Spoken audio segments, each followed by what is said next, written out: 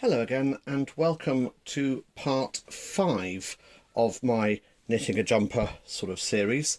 I'll say again, as I'm supposed to say at the beginning of every video, which I often forget to, is that if you like this, don't forget to like and indeed subscribe for more videos, and if you really like it and you want to support me to make more videos, I do have a Patreon page which you can sign up to if you want, and I'll see if I can put a link in the description. Now, I've got here the front and back part of the jumper, and before I make any form of neck, what I'm going to have to do is join one of the shoulders. Okay, so in order to join the shoulders, here is I think this is the back of the jumper here. Okay, and there's a shoulder, and I've got it with the right side, the correct side facing me. And what I need to do is I need to match it up with the correct side of the front of the jumper, like that.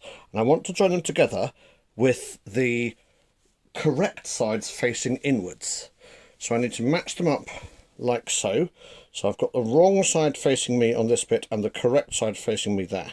Okay, and what I'm wanting to do in order to join them together is I want to hang them back on the knitting machine.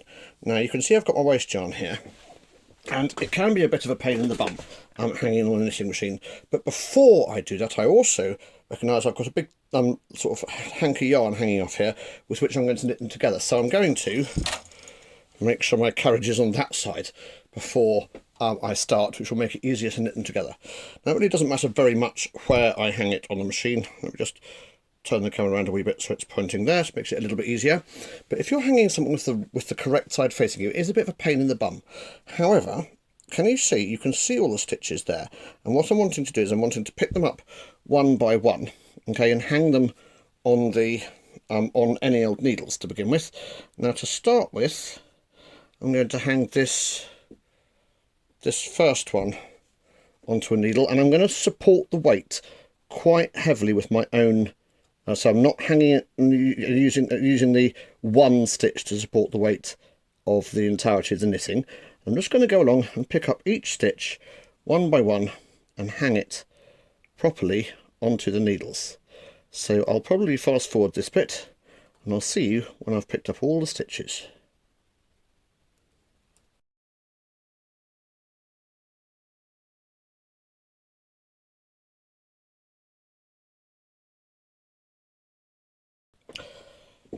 Right then, now it's just important to say that the last stitch won't really look like a stitch, okay, because it'll be turned round on itself, but it still is there, and it's important that you pick it up and hang it on. Now, just to make absolutely sure that I have got all of the stitches, I'm going to go back to my pattern, and I'm going to check how many stitches it said was hung on the back. So it said, okay, thread the centre 46 stitches onto waste yarn, 33 stitches either side. So I'm expecting there to be 33 stitches here. Let's have a look and see. 2, 4, 6, 8, 10. 2, 4, 6, 8, 20. 2, 4, 6, 8, 30, 33. So I have indeed got all the stitches. Now at this point I could remove my waste yarn, and that'll be absolutely fine. Just leave the stitches hanging on. I'm actually not planning to do that because I'm just a tiny little bit paranoid about something going horribly wrong and just dropping all the stitches all at once. So I'm going to leave the waste yarn just there for the moment, which is going to make it slightly bulky to knit up, but that's not a problem. We'll be able to pull it off in a second. Now, at this point, I'm also going to double check that I have in fact got the left-hand side of this. So I'm going to do the same thing with the back of the jumper. Here it is. I'm going to make sure I've got the wrong side. Sorry, it's not the back, this is the front. I'm going to have the wrong side facing me. Make sure I haven't accidentally sewed the right shoulder to the left shoulder or anything like that, okay? And then I'm going to do exactly the same thing. And this time I am going to put it on with the wrong side facing me, and again picking up all the stitches. Now you can see here, if I'm very careful, that this first stitch here is not very obvious. There it is there. Okay, and it's not very obvious, so you've got to be careful at one end or the other of these that you definitely do get every single last stitch, which is why it is worth checking your 33 stitches. The other thing is that this is quite loose because it's just the loose end of a yarn. Okay, so I am going to put it slightly tighter, but I'm definitely not going to put any weight on it, or the weight of the whole thing on it, until I've picked up a good few stitches here. Okay, so again, I'm probably going to just crack on for a minute. One thing you can do is you can pull these needles right the way out, just to make certain sure that it's all gonna hang on nicely. Okay, it doesn't matter because we are going to knit them back anyway. Okay, so I'm going to crack on now. I'll fast forward and I'll see you at the end of this lot.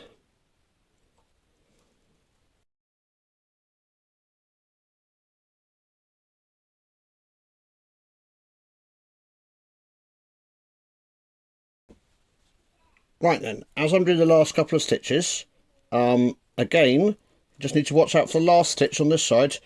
Certainly from the back it looks a bit odd and it kind of hides in there a bit, and you've got to really dig around to find it, but it's definitely worth finding, because if you don't find it, this was now going to come unravelled. So there we go, I've found all 33 stitches.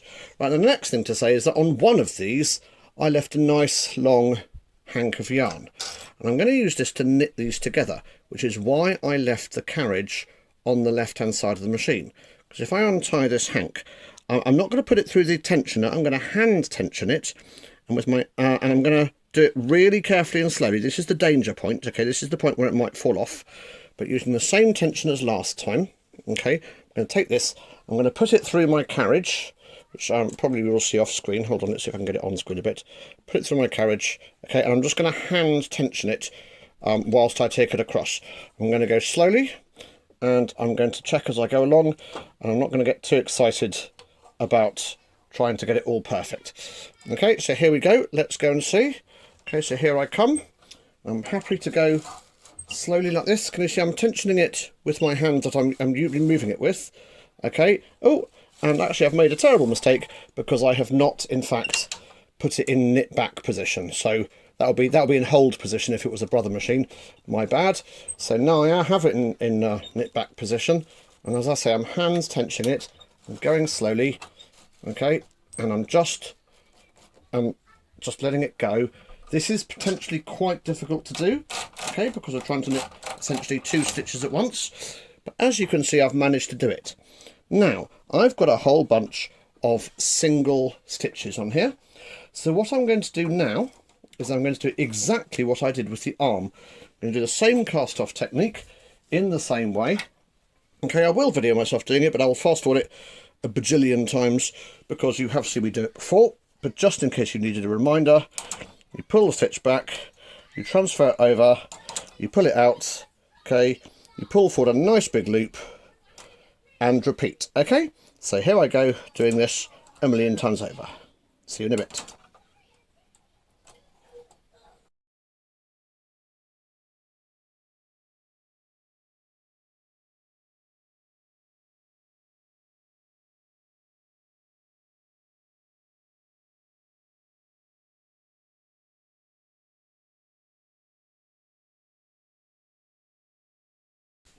Right then, we've come to the very last one, which means I can now loosen this one off. The more eagle-eyed amongst you might have spotted in the speeded up bit that I dropped a stitch and had to muck around trying to pick it back up again, but I managed it, hooked it back on and carried on. So I'll just tie this one off, okay? Now, here's the thing. Once I've tied it off and I can lift it all off, okay? If I turn it back inside out, or back the right way out, this is the correct way out, but we've still got our waist yarn. However, now I've checked it's all nicely knitted together, I can now remove my waist yarn, which is sometimes quite a satisfying thing to do.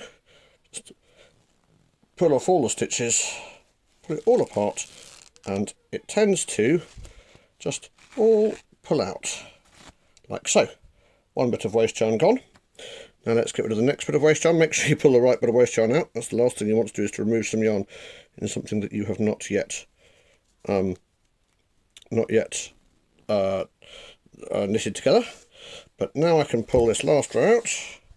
Okay, and you should see still a nice bit of stretch in it. Okay, decently sewn together. Now there's actually nothing stopping you doing this to sew together the entire apart from the fact that it would be unbelievably tedious. But the point is now that I have got one shoulder of the jumper sewn up, and now I can go ahead and hang this up to knit the neck. So that's what we're going to talk about next, is the neck. I'm just going to turn this video off, reset up, and then I'll come back to you in a minute and we'll talk about the neck. Right, now that I have knitted the shoulder seam together, it's now time to actually knit the neck. Now, all pattern instructions for all necks start in the same way. They all start: bring out a certain number of needles to holding position, and with the right side of the work facing, hang the neckline on it. Now, this pattern actually goes a little bit further. It's even more helpful. Okay, this actually tells me how many stitches I want to hang to the back neck holder, how many stitches from the front left neck edge, front right neck edge, and so on. Okay, which is actually really helpful a bit, so I can bring them out a bit at a time. But anyway, regardless of the type of neck I'm going to knit, and I'll talk more about the neck that I'm going to knit in a minute. Okay, we now need to rehang from here, across here, okay, across here, and up to there, okay, and then across the back, as discussed. Okay, now where I'm going to start is I'm going to start at the back middle, okay, with the right side of the knitting facing me. So this is actually the back, this is the back shoulder. Okay, and the reason why I'm going to start there is that I can start at 116 divided by 2, which is 58 needles up. So if I go to 50, that's 51, 2, 3, 4, 5, 6, 7, 8. So if I go to 58 needles up, I can, hold on, start there. Yeah. Okay, and I can start hanging from there. And this particular one says 46 stitches from the back neck holder. So I'm expecting there to be 46 stitches. Now, whilst I do this, okay, I'm going to tell you a little bit about the neck that I am doing. Okay, I'm just going to sort of wind this back a little bit and out of the way, and I appreciate you might get the best view, but you have seen me do this before. It actually makes it slightly easier for me to hang it. Okay, and I'm going to tell you about the neck that I'm going to do. You see, all necks start the same, but how you finish them off is a different matter altogether, and there is potentially a slight issue in that they tend to be very, very time intensive, and I'm trying to make this an easy jump which isn't too time intensive. So the biggest thing for me is that if you do a either a plain hem or a ribbed hem, you then have to fold it down afterwards and stitch it over. In other words, you either have to rib it by hand, which takes for blooming ever, or you have to do continental rib, fold it over and stitch it down on the inside by hand. That's not a massive problem, it doesn't take long. The trouble is that I am very, very bad at hand sewing. I'm also very bad at joining things together by hand. And so I will go out of my way to find techniques which mean that I don't have to do that. Okay, so this particular neck I'm going to do is not either a plain hem or a continental ribbed hem or a ribbed hem. I'm going to do a cowl neck. A cowl neck is a bit like a polo neck in that it's long, but it's not ribbed like a polo neck. So it ends up just sort of being a long piece of fabric, and we let it naturally roll. That's the point. It does roll. We know that knitting rolls up, which is normally a pain, but this time it's going to be a good thing, okay, because we are going to let it naturally roll. And then it will produce a sort of nice, I hope, neck effect, and you'll see. Now what I'm going to do is I'm going to stop talking now and fast forward the video until I get to the next bit I want to show you.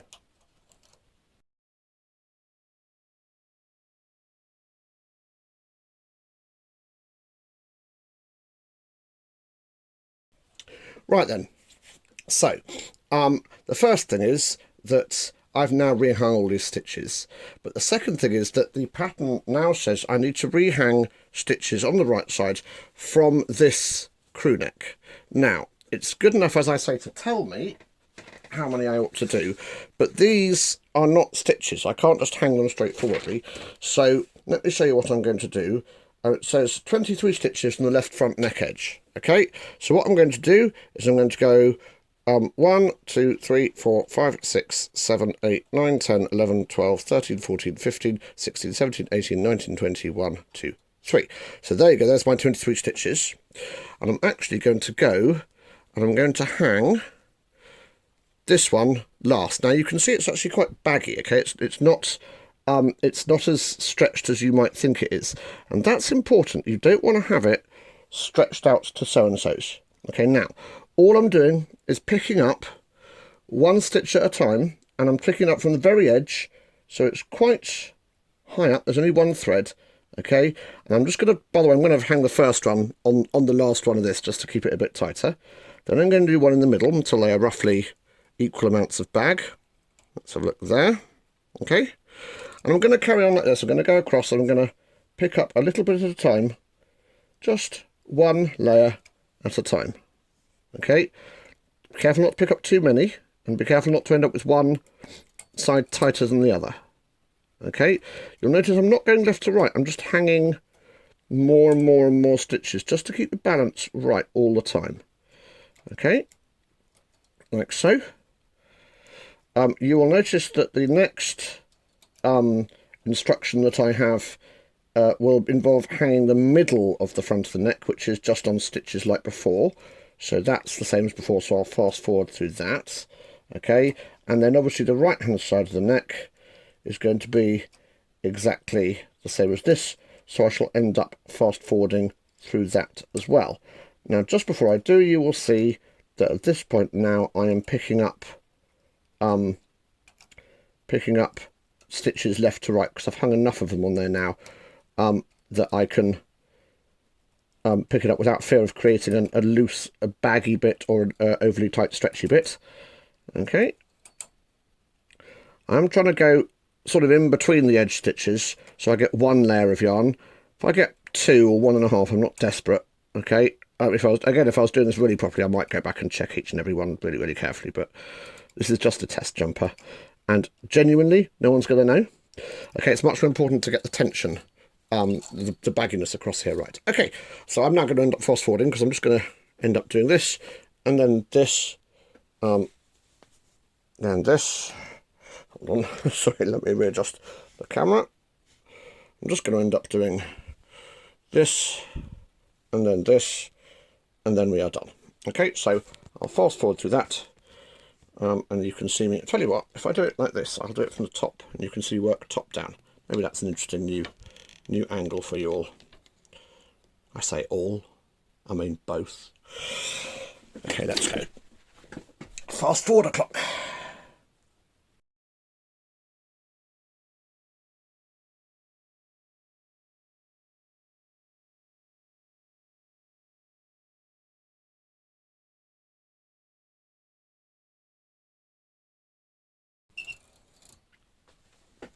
Right, okay. Now then, let's get a bit more perspective on this. Please forgive me to do some wiggling around. Okay, now what I need to do, you don't see the whole thing, but now what I need to do is I need to knit a total of 90 rows, it says. Okay, so 90 rows, just in plain stocking stitch. And what will happen is this whole thing will sort of knit down like that, okay, and then that will be that. Now I'm still trying to find the right angle. That's a little bit better, I think. Mind you, the camera's right in my face, but that's my problem, not yours. So what I'm going to do is I'm going to hang some weights on either side. Okay, I am just going to check it so it's 90 rows. Okay, just in case I'm an idiot. Cowl neck. Okay. Got work. 90 rows cast off very loosely. Okay. Now then, here we go. Bring my yarn down. Thread it in, set the tension. Genuinely, literally, set my row counter to 0, and it is going to be 90 rows. End of story. Okay. Now this first row will be a bit challenging. Okay, it always is, because we're not actually knitting through stitches. We're knitting through random bits we grabbed. Okay.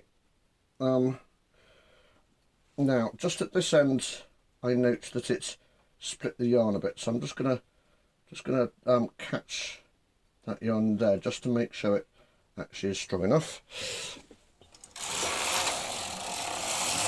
Okay.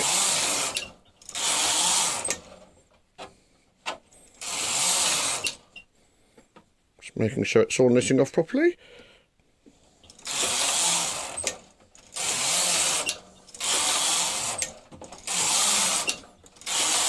Right, I'll fast forward through these 90 rows. You don't see me knitting 90 rows like this.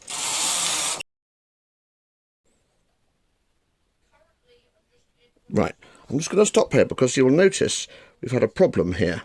Okay, this is starting to unpick. Now I could just undo the whole thing and start again, but actually I'm not going to. What I'm going to do is I'm going to knit it, I'm going to grab it and knit it down. Now, first thing to do, this is quite a good example of something going wrong, is to find a loop that I can ungrab. Now, let's be honest here, there is no way this is not going to look like a grab repair. Okay, so I'm not doing it because I think this is the perfect way to make it work. I'm doing it just to show you that it can physically be done.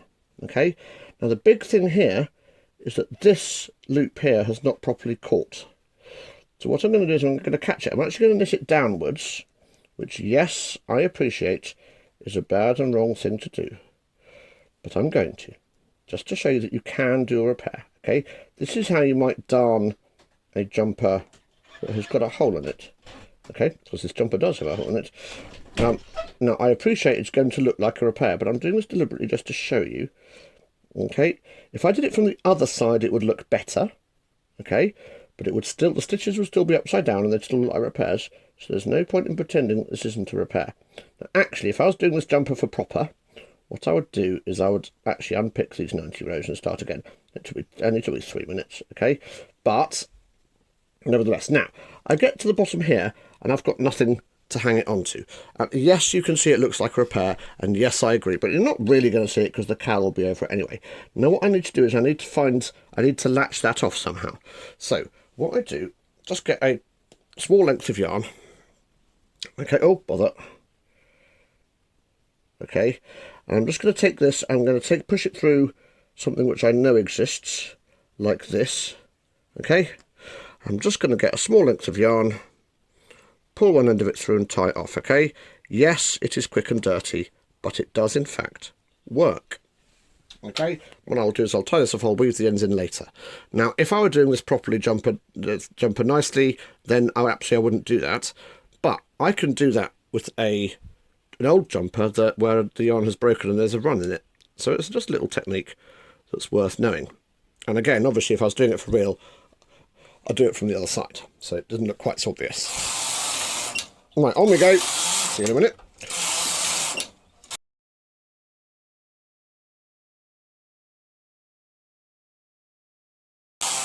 Right, now, that is the end of the cowl neck. Now, first things first, compared to the length of the jumper, it is massive, you may be thinking. That is huge as a neck. The proper length for a cowl neck is until you're getting really worried it's too long. The second thing is, I've got these bits of waste yarn which I can now get rid of because this is sewn in nicely. Okay, and I've got this bit of waste yarn I can now get rid of, which is good. Do be sure you're getting the right bit of waste yarn to pull off. It would be a pity if you pulled off the shoulder joint. Okay, now I've now got to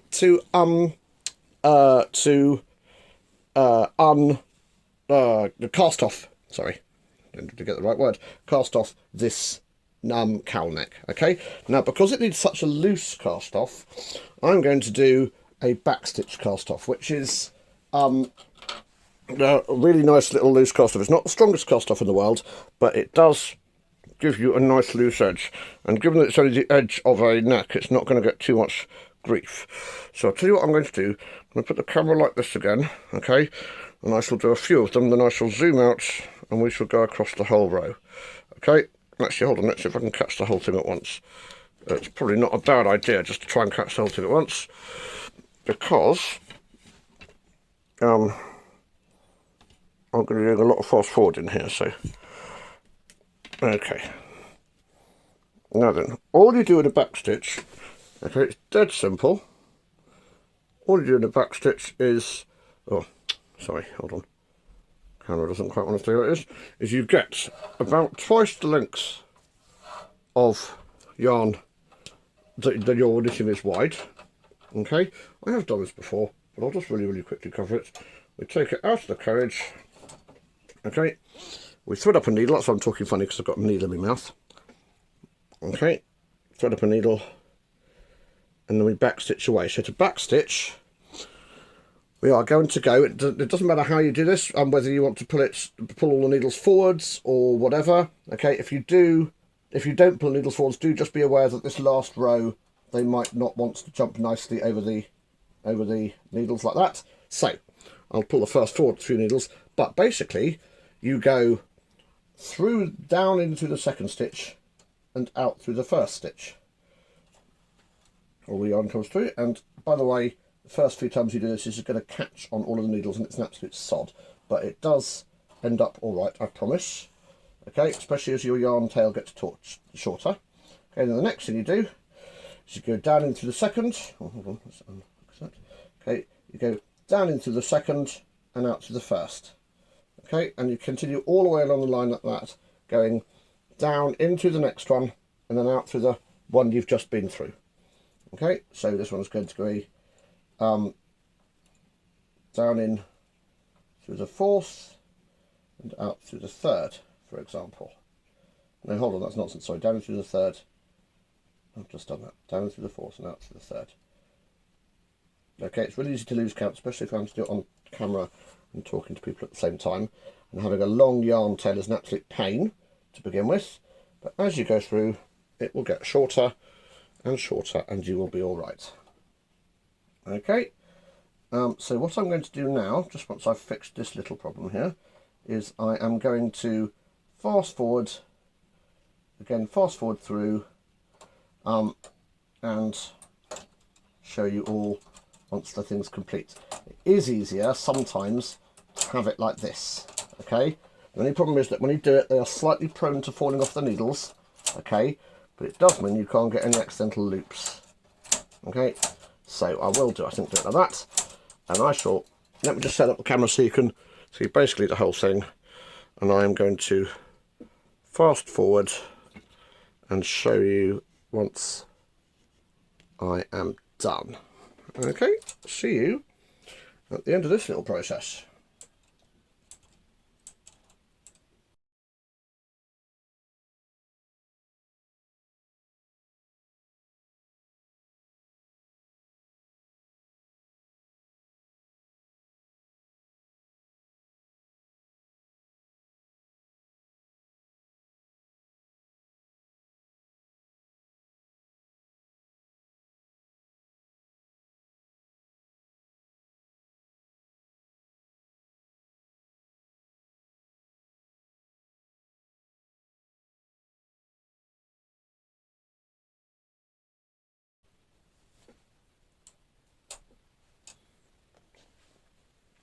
Right then, that is us.